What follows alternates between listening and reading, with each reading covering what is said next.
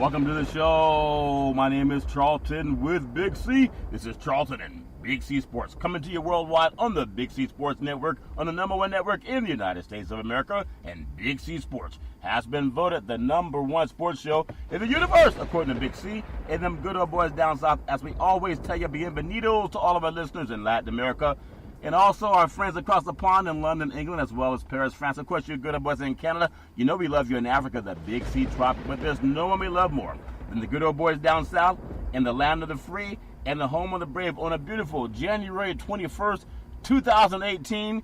And this is Charlton and Big C Sports, waiting for Big C to get on the line in just a moment. I do want to say everybody all over this country, in fact, I would say just by watching the news and seeing people from all over the world, in fact, all over the universe, everybody paid attention to the late Dr. Martin Luther King Jr. There's something about his spirit that lives on, and they'll talk about it in sports, they'll talk about it in politics, and they'll just talk about it when it comes to being decency.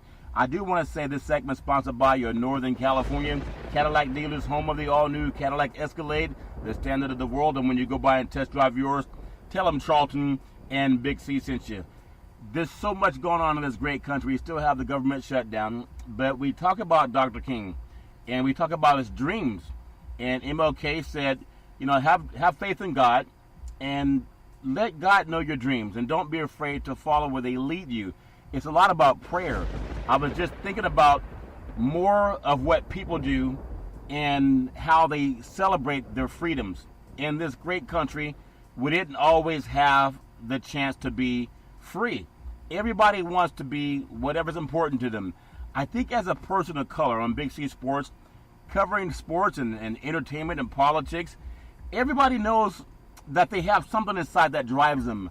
I think a lot about how Dr. King, what his message meant for me. I was a young boy when, unfortunately, his life came to an end, but I still learned a lot about him through my parents, and also through school, and then, of course, through watching mainstream media. But I think for the average person of color, when you think about Dr. King, everybody waits for MLK Day or Black History Month to learn about Dr. King. But for most African Americans, what he fought for, they lived it every day. For example, we have this government shutdown, and a lot of people are hurting. The federal government, people aren't getting paid, and they don't know when it's going to end. But they know their bills will show up every 30 days. Most people know that. If you have your bills coming every 30 days, if you can't pay them, then you really are realizing what Dr. King stood for. It's just that at that time when he was fighting for civil rights and equality, there were a lot of people of color that were affected by that. And everybody knows that no matter who you are and what side of the fence you're on, we all have to strive for something better. And I think just being in church over the weekend, there are some great messages by pastors that were talking about where they come from. I know a lot of times nowadays, if you look at the days when Dr. King was doing his marching, and he taught people to have a lot of faith in God, where the average person now, it's as if it never even existed, because they just want to know who won the game. Did the Patriots beat the Chiefs, or did the Rams really beat the Saints? Well, those people who are not attached to what's happening in politics, they're called intellectually vapid, and they're always taken advantage of because they're dumbed down through sports, or they're dumbed down through whatever else they use to dumb their minds down. But the people that run this country, they're not dumb. They know what's going on. That's why I really want, even in the church, we had this segment where they were showing people paying homage to Dr. King. And for the most part, when they came to black men, they were only athletes. We've had a black president. We have black senators, black politicians. We have black doctors, black lawyers. We have black that work in the fire department, police departments. We've had a black mayors all over this country. And I still think that we're pigeonholed. And a lot of us let it happen because we only want to stay dumb. I listened to so many sports shows today, and many of them, they said, we want to thank Dr. Martin King. Man, did you see that game? Oh, we want to thank Dr. Martin Luther King. Did you see that play? Don't you think that the team got robbed? And I think that's a shame, because if that's all we are, then why did Dr. King even march? I think we have Big C calling in just a second. But on this great day, Dr. Martin Luther King holiday, just being able to see some of the marches here in Northern California, and then being in a service over the weekend where there was a lot of his speeches being re-aired, replayed. There was a great thing that happened in Northern California. A lot of the clergy got together, and they got together to talk about more than just sports. Well, would you believe when the clergy got together, they talked about business people and the business gains that people of color have made, and women and other minorities that have made in those gains. And I think that's more important than just bringing on some athlete that you don't even know who he is unless he has a jersey on. And I know that maybe it's not going to change because a lot of people don't care. They just want to read the scores. But I just want to make sure that the young kids, especially people of color, don't get hoodwinked into just listening to a guy that played sports or a guy that played football or basketball or baseball. If that's all you learn, then why even go to school? Big C, I know we have you coming on, and you're down south, and everybody has their own goals. They want to talk about whatever. But I just want to get your thoughts on what Dr. King meant to you, because there was a time before Dr. King, there'd be no Big C Sports Show. Your thoughts? Well, Charlton, when I think about the past, I think about the present, I think about the future. It all revolves around education, regardless of whether we're listening to a sports show or watching television or even sitting up listening to the clergy. It's about how well you educate yourself and what you get out of that. Without education, you have no understanding. Yeah. These are one of the things that Dr. King had done. He was a very educated man. He was a Nobel Prize peace winner. So when you think about his oratory and what he was able to expand upon to the masses, Charlton, came from education. So when we look at young people today and even young people of the past, it's a big following that they get from what they get in the educational realm, Charlton, from what they get from their parents, the peers that they choose to deal with. Everybody in life aspires to have a better life than what the people that came before them did. That's what Dr. King aspired for. Yeah. Is for minorities to have a better life than those that came before them, Charlton, and that was his battle. But his battle was peaceful, and that came from education, Charlton. Yep. And by not just going out expounding on things, but having a knowledge of the direction that he was taking. And when we look at young people today, I don't know if that's one of the things that they strive for overall.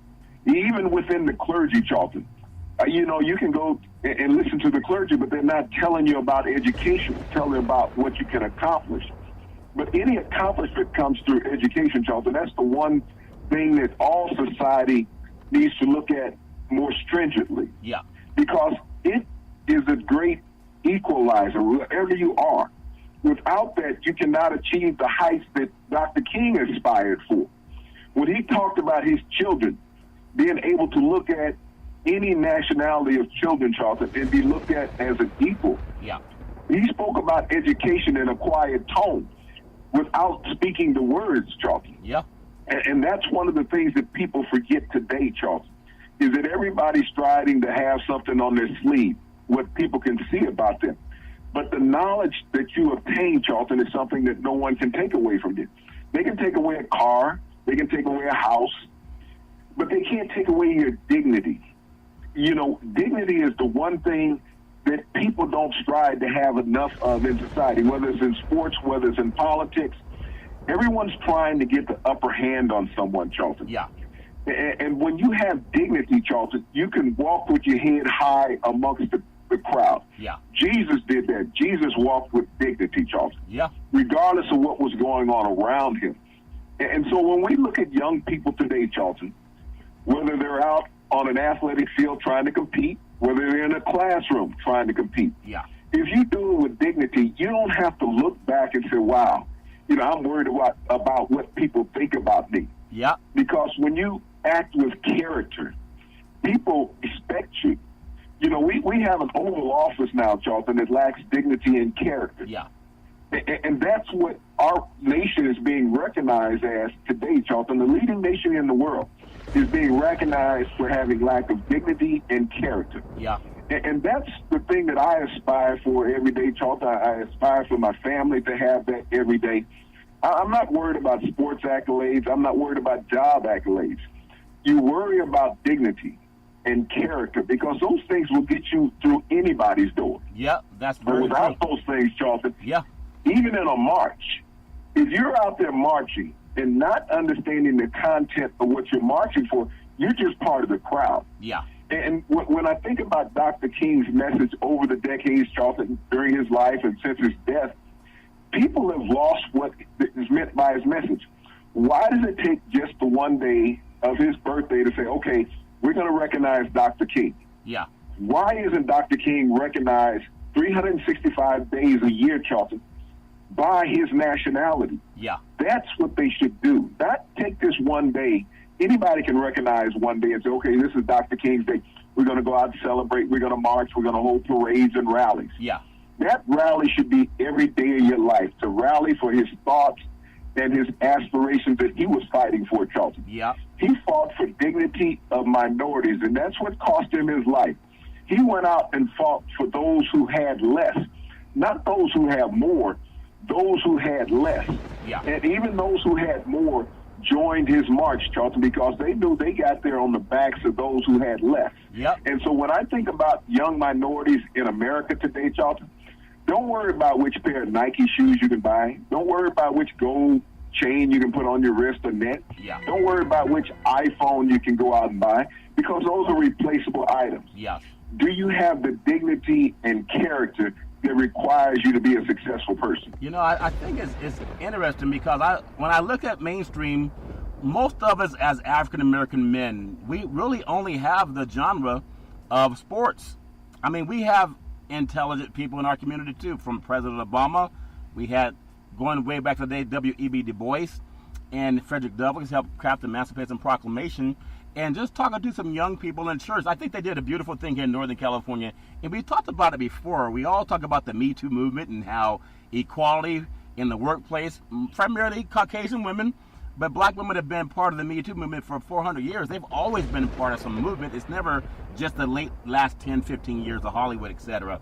But I was talking to some people in the clergy, and there are so many business people in Northern California that you don't know them because they don't wear a uniform, and they're black men. And there's some of the churches, and it ties into sports because there's a lot of athletes that go to church. They're not just dumb guys playing sports. And when these men are going and interacting with clergy, they're interacting with businessmen too, which has always been the pillar of the black community. It hasn't been watch Sports Center to learn what's going on in black America. It's been the churches, grandparents and parents. But what I thought that was even so eye-opening for me is that the average guy that sees black men, they know black America, I'm thinking mainstream, from what they see on Sports Center. That's what they perceive as are in the entertainment industry, a movie star, an actor, or someone who sings a song. But in the community of business, we talked about Congress. They has over 100 people of color in Congress. But you don't see 100 men of color in coaching at the professional levels. But I just want to make sure that that message is so loud and clear because mainstream participated. They participated, Big C, and I know down south and out west, maybe some things are a little bit different, but I think they're still the same with the Super Bowl going to Atlanta. Atlanta's based on, there's a lot of people of color in business in Atlanta, and that's where the Super Bowl will converge on. And I just wanted to say for this Dr. Martin Luther King holiday, I would hope that they would do a profile, and then maybe they won't, on some of the businesses in Atlanta. They have African-American mayors. They've had more than one. Kasim Reeves was one I know. And I hope that they can show that more to our young black boys, that you can make it in life without shooting 1,000 jump shots a day. I hope that makes sense, Big C. Your thoughts? Well, Charlton, I mean, that all lends back to the education. I mean, we have taught as parents, they have taught their children to aspire to be that athlete, to be that way out.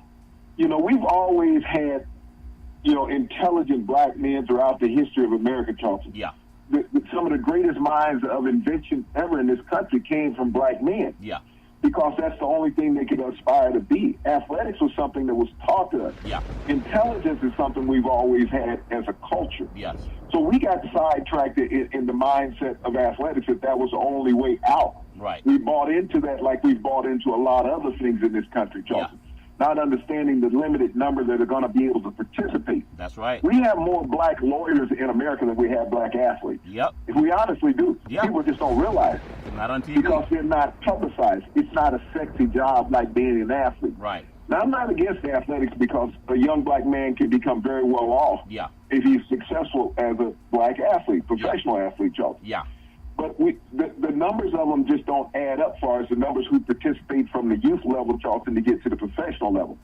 So they need to have an alternative to understand. And so as long as there's a facade that's put in front of people, people aspire to be over it. It's just like running the hurdles in a track event, Charlton. You have to get over one hurdle to get to the next. And you want to be in front of the line. So one of the things that, as a culture, any parents, regardless whether it's white, black, Hispanic, Asian, whatever, you have to aspire to be the most intelligent you can be. Yeah. And you look at the Asian culture in America, Charlton, and the Indian culture in America. There's not a lot of professional athletes that come out of either one of those cultures, but there's a lot of great business minds that come out of those cultures because of their family structure. Yeah. And when you have that solid family structure, you can teach aspiration, Charlton. Yeah. You don't have to try to teach athletics.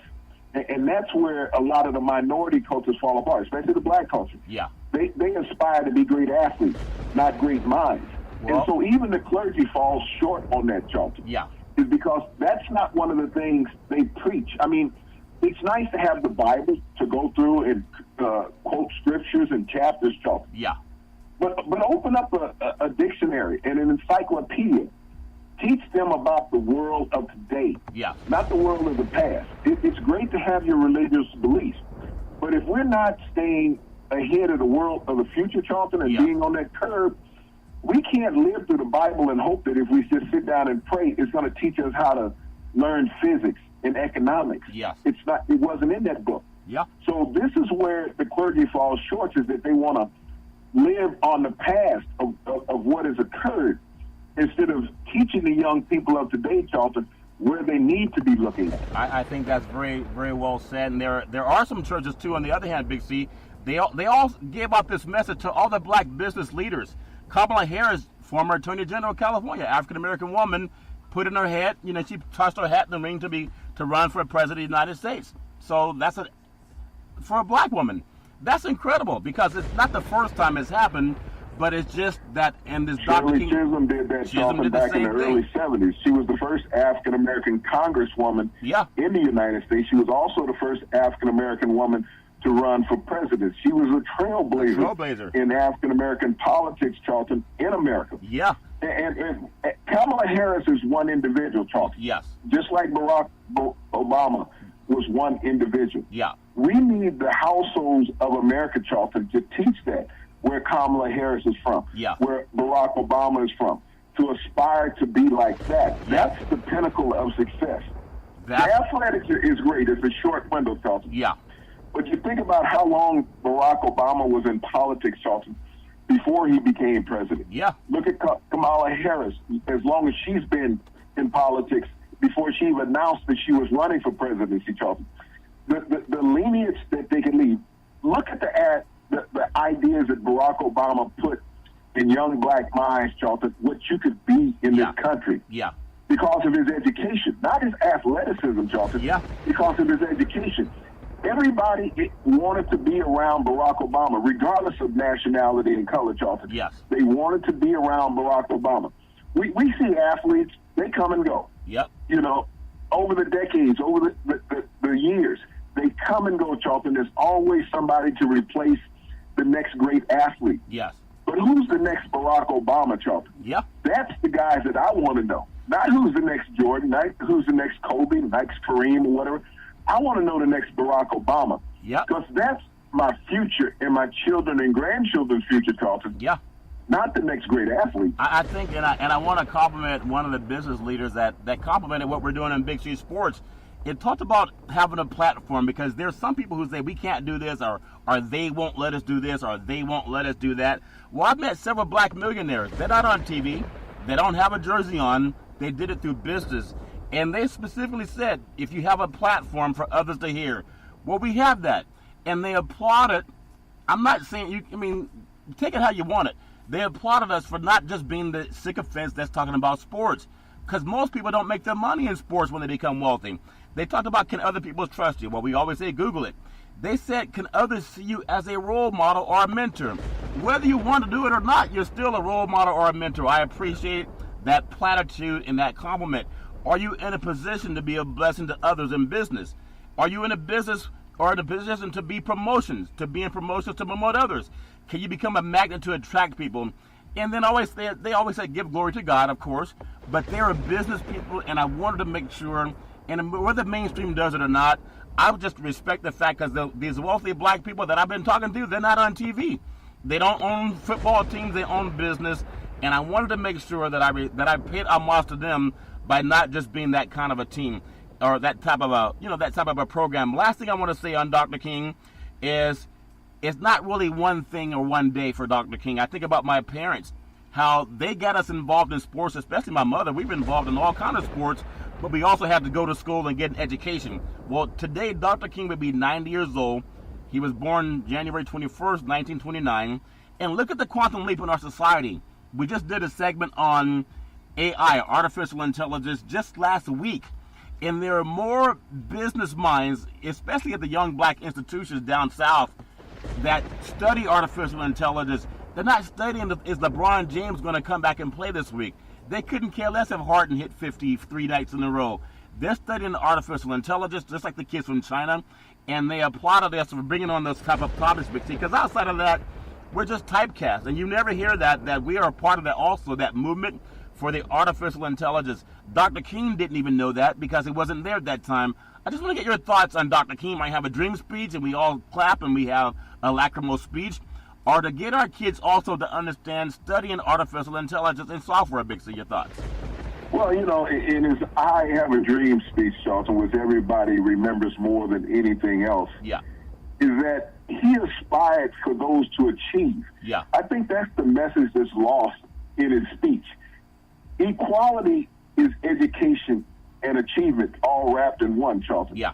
Is that Thurgood Marshall got us the opportunity to equalize education opportunities, Charlton, put us in the mainstream of schools as minorities.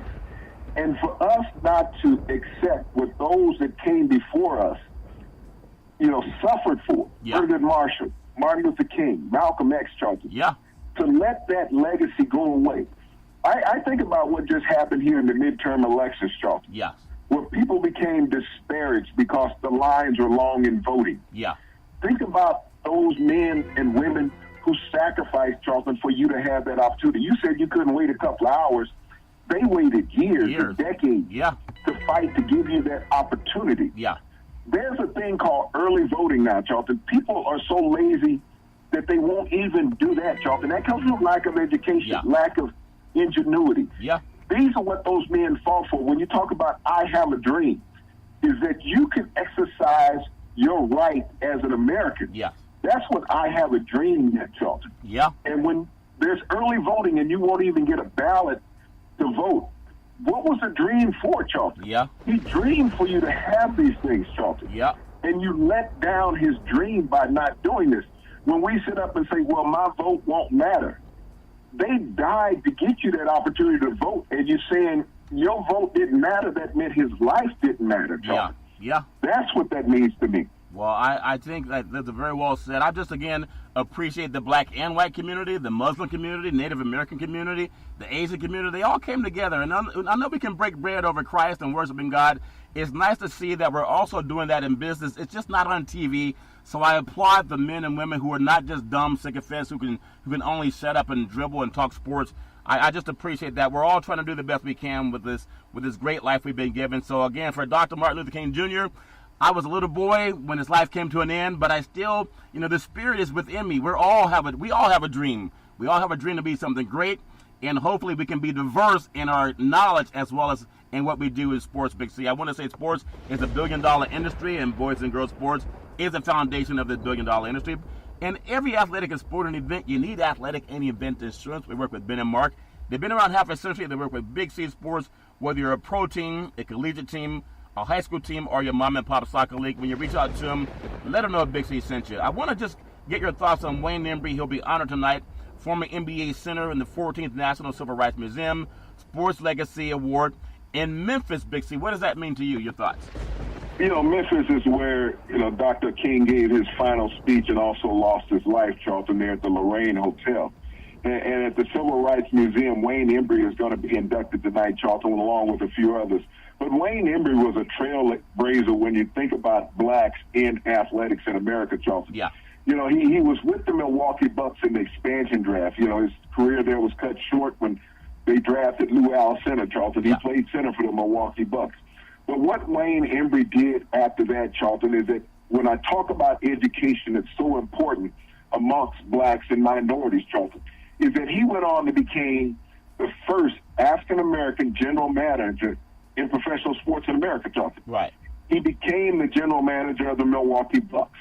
This is something that we aspire to be, not the guy that's on the court, but controlling the guys that are on the court, Charlton. Yeah. It is so important. We have great individuals today like Ozzie Newsome, Magic Johnson, Charlton. We've had general managers, Louis Riddick, that have been in charge. Not the guy on the field that's sweating and taking the snaps or dribbling the ball, Charlton, but the guy who's controlling the economics. That comes through education, Charlton, and that's what's so important. These individuals didn't care who saw them playing, Charlton. It was them allowing other minorities to have the opportunity to play, to negotiate those contracts for them, Charlton, to make sure that they were financially solvent.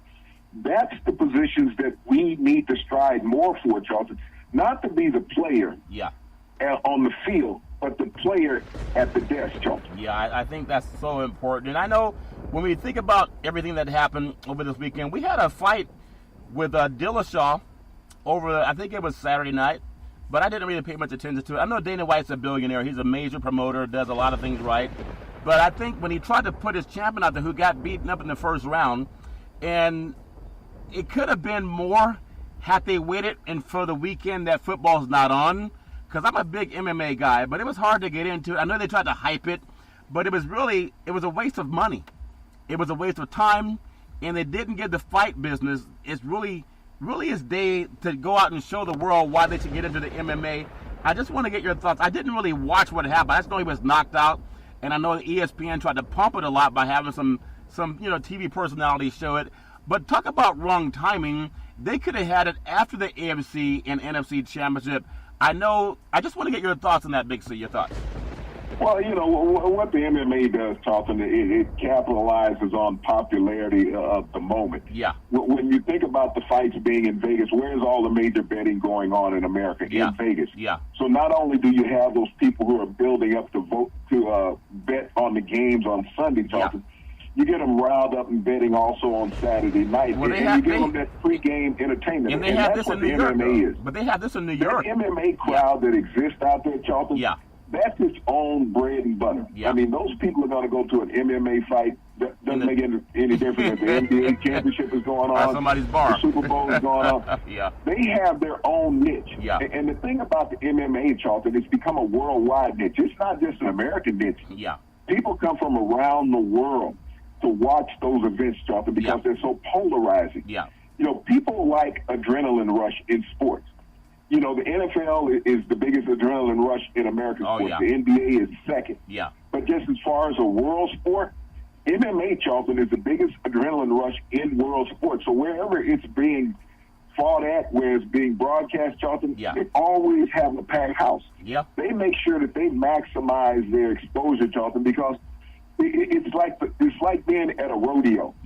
You buy the whole seat, but you only need the edge of the seat because that event on that horse or on that bull is going to last less than 10 seconds. That's true too. So hopefully Dillashaw will get us some ice on him, and he'll get his chance back again in front of more people this time. But it's all fair in love and war. I want to just touch on something before we get into the NFL, because there were some great games over the weekend. You think about the University of Tennessee, they're the number one team in men's basketball. A lot of teams been knocked off, even though I still think people want to see Duke at least in that Final Four, if not win the national championship, just because of the dynamic three players. But Tennessee, you don't think of Tennessee as a basketball power, but they are number one. Big C, your thoughts? Well, Charlton, there are no undefeated teams left in college basketball after this last weekend. Michigan fell, as well as the University of Virginia. Duke now has catapulted up to number 2, right behind Tennessee at number 1. But this is the dynamics of college basketball, Charlton, because the season is so long, you're going to lose some games throughout the season. And the talent is so equitable across the country.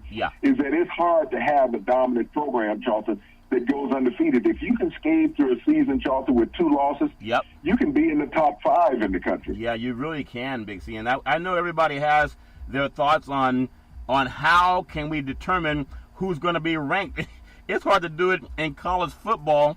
And imagine there's a lot of basketball teams that are playing that are at the same level. You could take the top 25 college football teams, and you can say, okay, there's really a difference between the top 10 and, say, the bottom 25. You can really see it. If you're in college basketball, you can go to the top 50, And sometimes that team ranked 50th can compete, maybe not with number one, but they can compete with teams that are ranked in the top 7 or sometimes at least the top 10. And I think that's because of the parity. There's not as many players that you have to train. And also, it's a game where all you need is some tennis shoes and a basketball. You don't need a helmet or pads or any of that stuff. And I think that's why basketball, you'll see Tennessee ranked number 1 when normally we're expecting Kentucky or Duke or teams of that nature. Big C, your thoughts? Well, the change of balance in the SEC is Kentucky has always been that powerhouse in that conference, Charlton, that people have looked at. And Tennessee has risen up. I mean, but this is what basketball is. When you look at the East and the Southeast, Charlton, is that it has really grown in those areas of the country, Charlton. Louisville had been one of the powers in the South, and, they've fallen on hard times as of late, Charlton. But the balance, when you look at the number of kids that are participating out there on the AAU level as well as the high school level, Charlton, it's allowing more opportunities for kids to get into school. I wish they would do something about the one and done rule, Charlton, because I think it hurts so many young men in the years down the road as we open up the program talking about education and equality of how important that is that there's only so many positions on these professional teams, whether it's football or basketball, and somebody's giving a lot of these kids bad information saying, hey, the NBA is drafting, 31st rounders every year, but they have 48 underclassmen who declared for the draft last season alone, Charlton, and not counting the seniors that were coming out. So someone was telling these kids, you're going to be a first-round draft pick, and Charlton, they're unemployed without an education today. Isn't that something? They can. That's a very good point, Big C. Today's NBA basketball: Thunder 127, Knicks 109, and the Bulls 104, Cavaliers 88. Mavericks, they lost to the Bucks 116-106. It was the Wizards 101-87 over the Pistons. The Magic 122-103 over the Hawks. The Nets got up on the Sacramento Kings 123-94. The Pelicans 105-85 over the Grizzlies, and still have some games that are going on. The Heat and the Celtics, that game, I'm not going to give out the score, but people can find out who won that one. But the Rockets and 76ers. Also, you have the Trailblazers at the Jazz. And a big game tonight, California-wise, is the Warriors at the Lakers. Boogie Cousins made a debut. I think he played 15 minutes over the weekend, fouled out. But the guy was 3 of 4 on three-point baskets. Now, I know you say it may take him a good month or two to get into a game shape, but he got his money's worth for 15 minutes and he fouled out, but he had a good game. Big C, your thoughts? Well, Charlton, he pumped in 14 points in that 15-minute span. But this is just a prelude of where the Warriors are going to be, Charlton. He fouled out because he didn't have his game speed up. He couldn't keep up with the offensive players, so, he found himself in some vulnerable positions. But this is just another caveat to where the Warriors are, Charlton. The strong got stronger when Boogie Cousins came back. And he made his impact show. But he doesn't have to be the leading scorer of that team, Charlton. He doesn't even have to play a complete game. That's how strong the continuity is going to be with the Warriors, Charlton, as this season progresses and he gets more incorporated in with the team. 4-time All-Star. And Sacramento obviously never saw the playoffs. And then with New Orleans Pelicans, didn't get a chance for the playoff run because he was injured with that Achilles. Obviously, he's going to make the playoffs this year, Big C, with Golden State. I want to get your thoughts, though. I mean, this is a dumb question. It won't be the first time I ask a dumb question. Can you have too many good players on one team spoiling the chemistry? The Lakers had a great team that lost to the Pistons back in the day. They had a lot of great players, but Kobe and Shaq weren't getting along, and they even had the great Karl Malone, but they got knocked out by Detroit, which was not a more talented team. Big C, your thoughts? Well, the difference in today's player, Charlton, versus a player back then is that you had two guys bustling the superstar on that team. And they both became selfish. I think where the Warriors are, Charlton, because they have incorporated different players over the past 4 years. And that has kept this team solid. And that's what allowed them to keep competing at such a high level, Charlton, is that they're adding one piece at a time. They're not going out letting guys say, hey, okay, this is my team. You have 2 former MVPs on this team, Charlton. You have 6th man of the year on this team. You have all-stars. And what this is an all-star team that's playing together, Charlton, and they're young enough to understand each other, where they are at the points in their careers. is that they know if they work cohesively, Charlton, they're going to achieve that common goal. Yep. There's nobody on the Warriors team right now, Charlton, saying, well, I want to be the leader. Right. I want to be the MVP. You have guys on the Warriors team, Charlton, saying, look, I'd love to have another ring. That's the difference.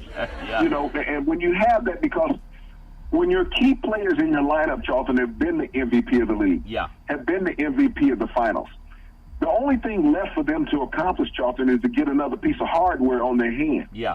And that's the difference in players now, Charlton, is that they've all established themselves financially. Yeah. They're not out there playing for that next big contract, Charlton. They've gotten it. Yep. And so the only thing that they want to get now, Charlton, is to have a legacy. Yeah. And that's very important amongst a lot of great athletes. Well, I tell you what, on this great MLK Day, a lot of players are paying homage to the late Dr. Martin Luther King Jr. and just celebrations, and really appreciate all the kind things that broadcasters are saying.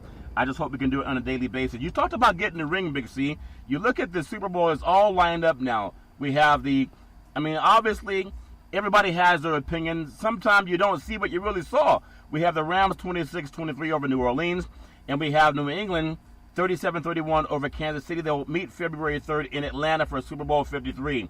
But going back to that game, my heart feels for New Orleans in the first game, and it's not necessarily because the play that wasn't called when the Rams cornerback nickel Robbie Coleman, there was a no pass interference called against Tommy Lee Lewis, a minute 45 to play in that game.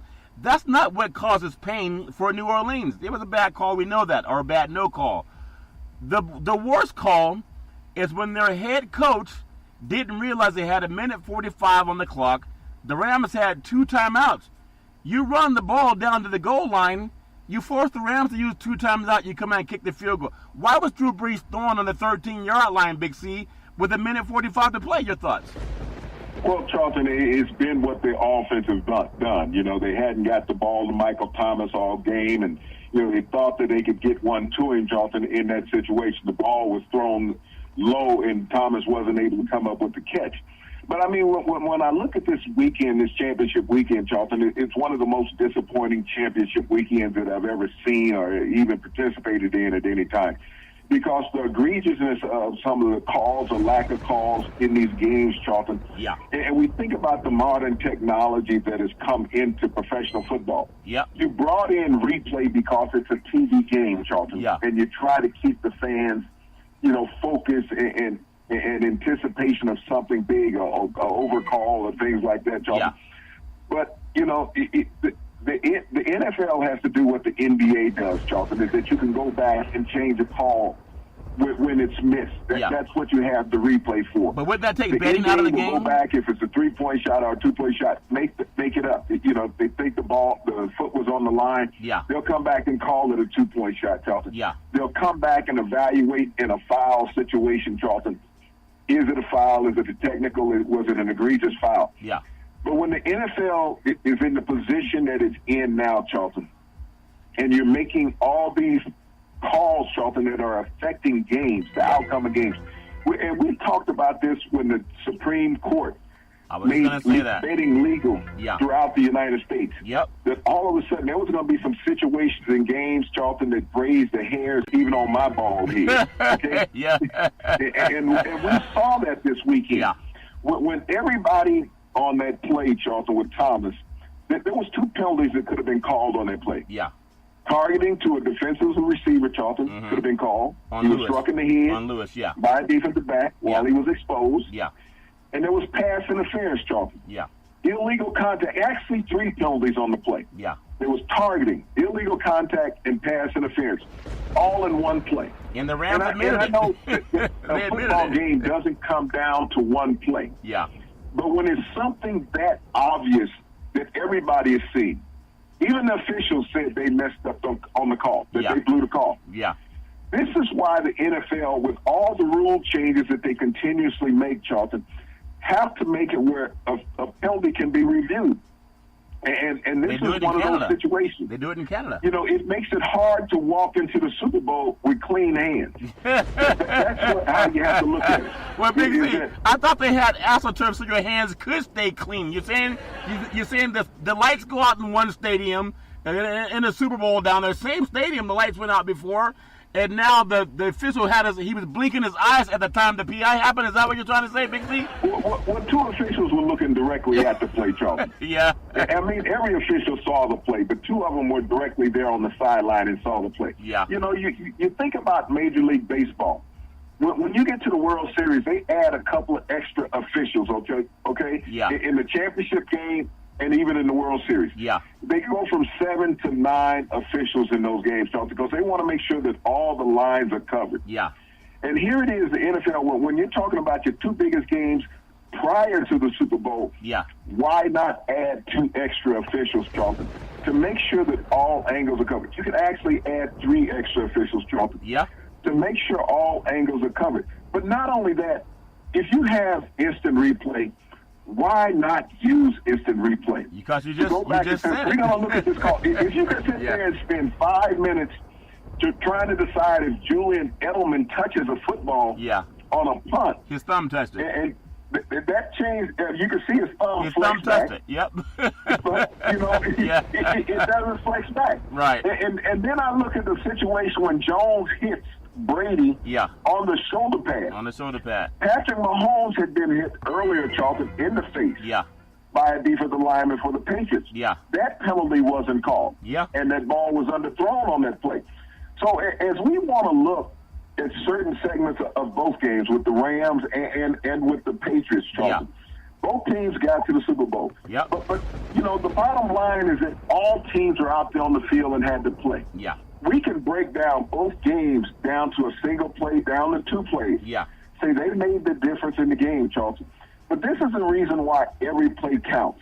You play every play like it's your last play. Yeah. Don't leave it into the official hands. That was something that was always taught to me as a player. Yeah. Don't leave the game in the hands of the official. Yeah. You go out and make the plays and leave no doubt. Well, I got to get your thoughts on something, Big C, because you said, and sometimes I got to hear what you're saying 3 or 4 times, but I want to know that, in fact, everybody who's listening in the universe, you said that somebody had unclean hands. What does unclean hands mean, Big C? Your thoughts? Well, unclean hands mean that things are not being done honestly.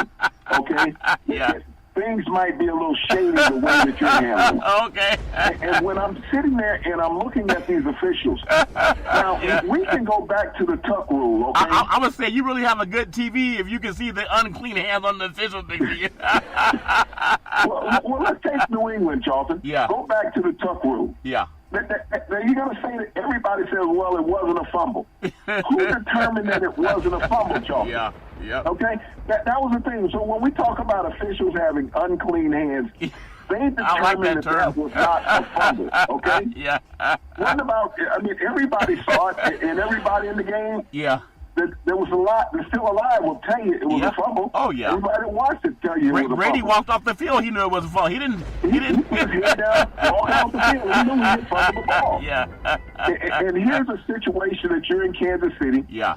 You know, Brady gets hit in the shoulder pad. Yeah. And you say that's roughing the passer, Charlton. Yep. And I don't know how anybody could justify that. No. Even the officials. This is why I say you need replay. Yeah. So on those 2 plays that were really, you know, impactful plays in New Orleans and in Kansas City, and then the one with Mahomes, they didn't even look at it. The guy hit him straight in the face In with the his face. glove, Yeah. Charlton. Yeah. And knocked him down. Well, disrupted the pass. Give me your thought on So- something, because you said something about unclean hands, and I really think you just answered why they don't need more. They can have 100 officials, but the league became an unclean hands league when the Supreme Court told the good old boys, if you guys can find a way to manipulate things, you notice Las Vegas won both of those games because a lot of people got unclean hands. If the league makes money in different ways, not just on who buys a ticket, they want unclean hands, Big C. Your thoughts? Well, they do, Charlton. I mean, in the league, next year they'll implement a rule saying, okay, we can review plays, Yeah. non-calls or calls. Yeah. They can be challenged. You'll see that that's implemented next year, Charlton. Yeah. But when you look at how the NFL has panned out this year with the Super Bowl, Yeah. this is a rematch of the Super Bowl from 15 years ago Yeah. in Atlanta. Yeah. when the New England Patriots came on the scene, knocking off the Rams, Charlton, on their run. Yeah. This is the third consecutive Super Bowl and 4 out of 5 for the Patriots. When you think about that dynasty, I mean, you either love or hate the Patriots. People saying, okay, they're tired of seeing them. You gotta love them. Everybody had a chance to beat the Patriots this year. I love what they're doing. Yeah. You know, as an athlete, you have to appreciate the excellence. Yeah. I haven't seen an athlete yet, Charlton, has not wanted excellence in going out and playing to get better. Yeah. Everybody wrote the Patriots off after they had a couple of miracle They lost to losses. Detroit. They lost to Detroit, Big C. Not good. Talk about unclean hands. They lost to Miami. Yeah. They lost one other game, Charlton. Yeah. And, you know, people are like, wow, you know, it's over for them. Yep. You know? Yep. You know, and we always say with the Patriots, well, until they lose in the playoffs. Yeah. You know, that's when it's over for them. Yeah. When they don't make the playoffs, that's when it will be over for the Patriots, Charlton. Well, that's It's hard to argue with what they do year in and year out. Yeah. Tom Brady has just proven it's not Father Time. It's Tom Brady. Yeah. You know, he just does something when he's on the field is that he's unflappable. Yeah, he gets. When you talk about ice water in the veins, Charlton, yeah. I think he got moonshine in the veins. He got something to say. Always smooth. But let's be honest too, okay? I'm going to start using that term, unclean hands. I think you just helped me win some arguments that I got coming up, Big C. So when someone accuses you, say you got unclean hands too. But in the Bible, it said, "He who is without sin cast the first stone." I'm just going to say, Big C verse, somebody got unclean hands. But unclean hands, because the tuck rule, that's unclean hands. That happened with the Raiders back in the day. And then you have the unclean hands. That was not hitting the quarterback in the helmet. That's unclean hands. It gave them a first down. It kept the drive alive. There's a lot of unclean hands that we've seen before. But also, when you look at the coaching of New England, is there a coach? We talk about the Lombardi Trophy. They all want to win the Lombardi Trophy. Lombardi had nothing on Belichick, Big C. I know they had Spygate. So Spygate, would you call that unclean hands that had the video recorded, Big C? Would you call that? Some people know how to cheat. I think Jerry Jones said, if you're not cheating, you're not trying. So whatever it is, it's there. And there's a lot of people in the NFL, and everybody knows it's true. They want to see Tom Brady, who's the prodigal quarterback for the NFL. They want this guy to go out on top. They don't want him to get to the big game and lose. They want to say, here's our great white hype, our great white hope. He's earned it. But we know the NFL is built on color, especially the quarterback position. The only people not wanting Brady to win another Super Bowl are the Boston Celtics that won 11, Big C. Your thoughts? Well, Charlton, I look at what Tom Brady does to put his team in this position. Yeah. You know, you don't have the greatest of talent in New England. This is a team that's not built on a lot of high draft picks. But this Patriots team, Charlton, reminds me of the second Super Bowl that the Patriots won. They had an excellent running back in Corey Dillon that they obtained by a trade from the Cincinnati Bengals. Yeah. They have Sonny Michel that they drafted in the first round this year out of Georgia. Yep. They've been able to establish a ground game, Charlton. When you look at the Patriots defense, Charlton, with all its moving parts, is that they take away things that the other team does well. You know, people will say, well, Brady, but they're stopping teams from scoring, Charlton. You know, they ran twice as many offensive plays as the Chiefs did. Yeah. That's because of your defense, Charlton, limiting the opportunities of the Kansas City Chiefs. Yeah. That offensive line of the Chiefs, Charlton, had problems keeping Patrick Mahomes up and clean in that game. Yeah. Brady really didn't get touched much in the game when you look at it. Getting rid of the ball on time, Charlton. Yeah. So this is the thing. It's not just Brady. Brady does a marvelous job. Yeah. But it's like, you know, we talked last week about Rob Gronkowski. Everybody said, well, he was washed up. Oh, he can block. He was utilized more as a blocker in the playoffs than he was as a receiver. Yeah. And his dominating blocking, and you can go back and look at our show last week. Yeah. I talked about how he was such a devastating blocker, opening up those holes for Michelle. Yep. You look at the Chiefs, Charlton, they forgot about Gronkowski on a few plays. Yeah. And all of a sudden, he's wide open. Yep. Because he had been such a devastating blocker, Charlton, for the previous 2 weeks in the playoffs that people said, well, they're not going to utilize him. Yeah. And so the Patriots make adjustments on what they see at the moment, Charlton. Yeah. And when you have teams that have been together for a length of time, veteran players that know each other, you can say a word to that individual, Charlton, Yes. and he knows what to do on the play. You may not even have to call it in the huddle. Yes. But you say something to him, and it kicks in. That's what Brady and Gronkowski were, Charlton. I mean, they could put him out wide out one-on-one. Yes. Nobody can cover him, Charlton. Size mismatch. You just put the ball where only he can catch it. You know, you look at the one he dropped to Brandon Cooks. Yeah. From Jared Goff in the Saints game, Charlton. Yeah. Looked like he was playing basketball and shooting a hoop. Just fell right in the basket. Right in the basket. So when quarterbacks are hot, I mean, and Patrick Mahomes had an outstanding game, 3 touchdown passes. Second half was great. Yeah. But the Chiefs have one of the worst defenses in NFL history. Yeah. All year long with what the Chiefs did, Charlton, his teammates watched him on defense. Yeah. They were so excited that they said, we can go out there and give up a score. He'll go down and get another one. Yeah. And that's what they did with the Patriots, Charlton. There was a couple of situations where it looked like the Chiefs didn't even want to tackle. No. And that was embarrassing. One of the worst defenses in NFL history, Charlton. Yeah.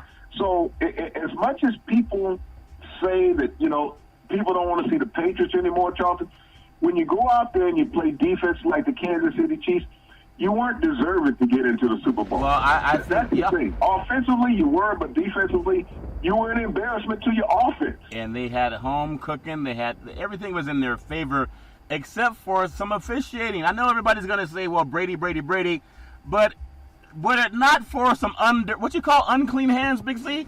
I mean, and you can look at it on both sides, but there was really no egregious plays that went against the Patriots. Whether it's that they said he didn't touch the ball on the punt return, well, I think some glove move, and that they said it didn't touch his hands, but it touched his glove, his hands in the glove, so he has some unclean hands too. And still, when they called that rough on the pass and Brady got hit on the shoulder, that was a joke. But I want to you think about when the number 15, the receiver, when he caught the ball and it moved. Yeah. Now, I saw that same movement with Dez Bryant. On the dirt. Yep. You're right. On the dirt, Hogan. Against Green Bay. When Hogan had the reception. Yeah. And even Edelman had one like that, Charlton. Yeah. The ball moved. Yeah. So there was 2 receivers for the Patriots, Edelman and Hogan, yeah, that had the ball move when they hit the ground, but it was called a reception. Well, it wasn't over return. Yep. So, you know, the officials, you know, it made it was an exciting weekend of football. Yeah. But the officials made it bad, Charlton, yeah, for the enthusiastic fan because they determined the outcomes of the game. The games were not determined on the field. Yep. The game was determined in the replay booth, Charlton, and the flags that were left in the pocket. It was determined by unclean hands. You just talked about it. And both teams that were favored to win, they lost. So Vegas cleaned up on that. But I like your slogan, the unclean hands. Oftentimes we want people to say it's yours. You want the championship game to be told this trophy's yours. We want that. But I want to bring up 2 things that I thought. Number one, and you said it last year, Jerry Jones might be looking for a head coach. Tony Romo was calling plays as if he knew what they were going to throw or if he knew it was going to work. But he kept telling the Chiefs defense, Gronkowski, double Gronkowski, double him. He said it time and time again, especially on that long play down inside the goal line late in the game. Did they double team him? No. But Romo, why would he not be considered for a head coaching job down in Dallas if he knows if he's pressing enough to say what's gonna happen or what should happen? At some point, you're not just guessing, Big C. Why not Jerry Jones? You love him anyway. Why not see if he can do do you think he would do wonders with the Cowboys the way he did wonders, trying to tell us what the Patriots were going to do before they even did it? Big C, your thoughts? Well, you have to understand what Tony Romo is, Charlton, as an analyst. He's very insightful and knowledgeable. Yeah. But when you look at what Romo is saying, Romo says that after the 15-second clock is clicked, okay? Yeah. Once the coach can no longer communicate with the quarterback on the field. Yeah. That's when everything goes into play. That's when the defense has made its final adjustment. That's when the offense is making its final adjustment. Yeah. As a former quarterback, that's what Romo recognizes. So anytime you watch his analyst of a game, the analyst of the play call, Charlton, comes 15 seconds before the play. Yeah. That's when he starts to break that down. Yeah. All quarterbacks and all former quarterbacks, all safeties understand that, Charlton. But there's no longer any communication on the field between the sideline and the quarterback. Yeah. Or even on the defense with whoever's doing the play calling, whether it's the linebacker or the safety. Yes. That's why Romo is able to let everybody know what's going on. I mean, he's insightful as far as doing that. He recognized that as a player, and he didn't recognize it as a player, okay, Charlton? He couldn't do it, because he wasn't any more successful than what he was as a quarterback. Very good Although point. injuries did hamper his career. Good point. But it comes down to that time frame. And that's what people are not understanding when they listen to Romo, is that at the 15-second mark, there's no longer any sideline communication with the players. So now the play has been set, so Romo recognizes it at that point, just based on the defensive coverage, what can and cannot be done. It's easy to see. Everybody who's played the game in the past several years know what's going on offensively and defensively. But this also lets you know, you remember Spygate, you brought it up earlier. Unclean hands? But no, think about this. All NFL teams run the same play. Tony Romo never played for any of the teams other than Dallas that he's been broadcasting for. But every game that you see Tony Romo, he's calling the plays. Sure is. That's because every NFL team runs the same plays. And everybody who wants to talk about Spygate, go back and remember who the coach of the New York Jets was during Spygate. Young man named Mangini. Eric Mangini. Okay? Where did Mangini come from before he went to the Jets? The tuck rule. The New England Patriots. So he was calling the same plays that the Patriots called. It wasn't like he went and reinvented an offense. He took the scheme from the Patriots to the Jets and didn't change the terminology. Well, that's how smart Mangini was.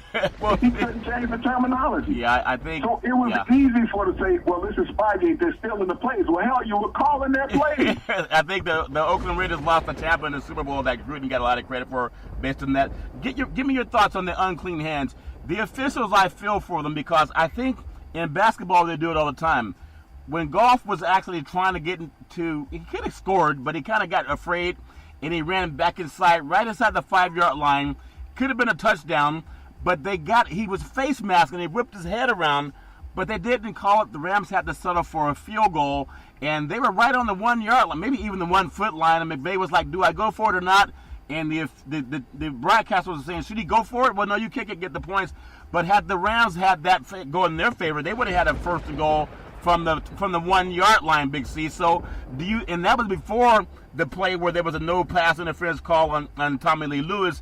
Do you think that was a makeup non-call, Big C? Your thoughts? Well, I still don't think it was a face mask, Charlton. I feel that the hand brushed across his face.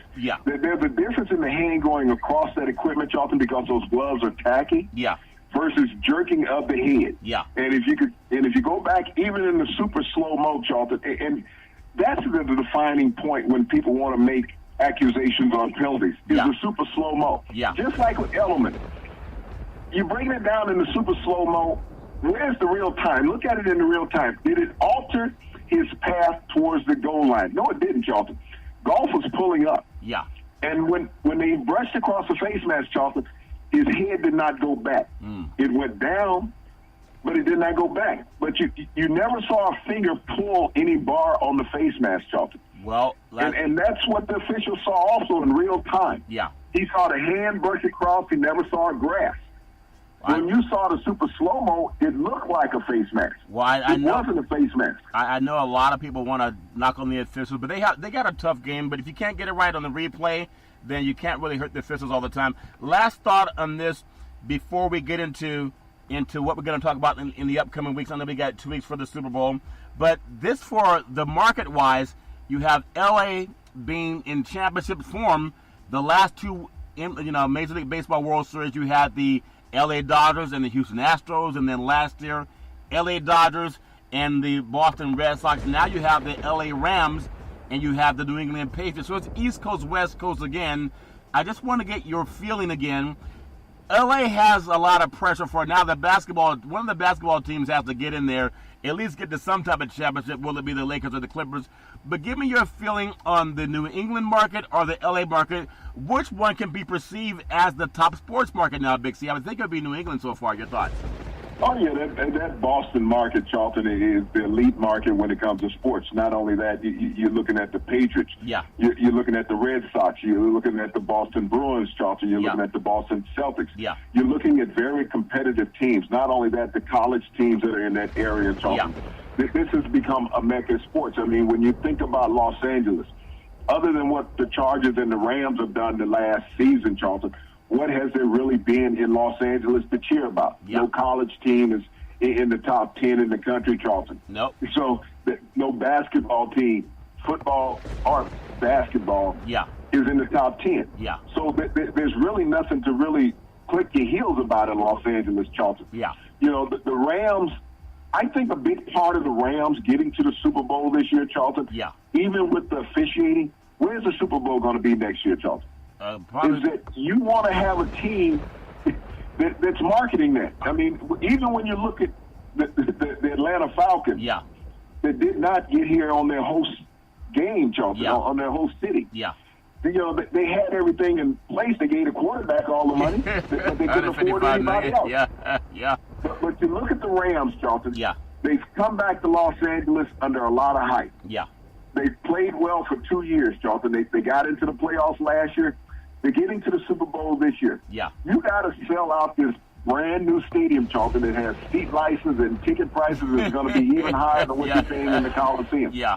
Yep. You got to have a winning product, Charlton, in Los Angeles to bring fans in, to keep people interested. Are you saying they're that not going to come there if you're 5-11? I wonder if that officials in New York that did not are the ones on the field in New Orleans have some ties to Kroenke, who owns the LA Rams. But it's all fair in love and war. But speaking of unclean hands, don't have unclean hands. Big C. Back in the day, there was a man by the name of Drew Boudini Brown. He was known as Muhammad Ali's right-hand man. He would always tell Ali, with all you got to use, how can you lose? Rumble, young man, rumble. Big C, what are you looking forward to in the sports universe? Well, Charlton, you know, with the NBA kicking off tonight in full swing, that the NFL season is over, all except for the Super Bowl, we're looking at Game 2. Boogie Cousins return with the Warriors tonight in Los Angeles. Yeah. They ran over the Clippers on Friday night. They're going to play against a depleted Laker team tonight, Charlton. They can't afford to lose more games. With a loss tonight, Charlton, they'll drop into 10th place in the West if the Warriors prevail. Well, we know that it's all fair in love and war. If you want to be caught with unclean hands, make sure you wash them. I have a dream that back in the day, everybody loved dreaming. Keep dreaming. We hope that everybody keeps treating everybody great. I do want to say every Monday through Friday at 5 and 6 p.m. worldwide, follow Big C Sports on the Big C Sports Show on the #1 network in the United States of America. And Big C Sports has been voted the #1 sports show in the universe, according to Big C. And them good old boys down south, as we always tell you, there's never, ever any room for domestic violence. If you know any man or woman going through that garbage, please call 911, because no man or woman should ever have to go through that garbage on their own. And as we always tell you on every Big C Sports Show, we thank you, we appreciate you, and we hope that you have a super fantastic day.